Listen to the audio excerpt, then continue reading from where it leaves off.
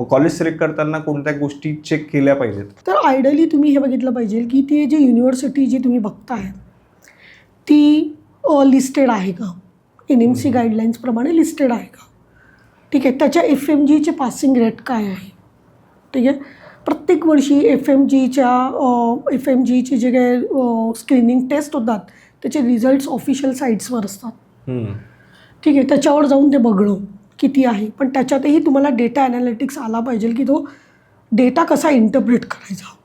तिसरी गोष्ट, त्यांच्या इंटर्नशिप ज्या NMCने गाईडलाईन्स दिल्या आहेत त्या गाईडलाईन्सप्रमाणे त्यांचा पूर्ण करिक्युलम किती महिन्यांमध्ये कंप्लीट होतो आहे. कमीत कमी 54 मंथ्स हा अकॅडमिक प्रोग्राम असला पाहिजे असं त्यांचं म्हणणं आहे. 12 महिन्याची इंटर्नशिप, ठीक आहे. तर हे क्रायटेरियाज फुलफिल होत आहे का.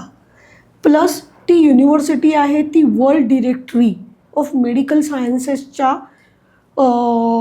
लिस्टिंगमध्ये आहे का, तरच जाऊन पुढे जाऊन पण तुम्हाला वाव मिळतो बाहेरच्या परदेशांमध्ये पुढचं शिक्षण या पुढच्या गोष्टींना जाईल. सो या सगळ्या गोष्टी आधी आपण चाचपटून घेतल्या पाहिजे.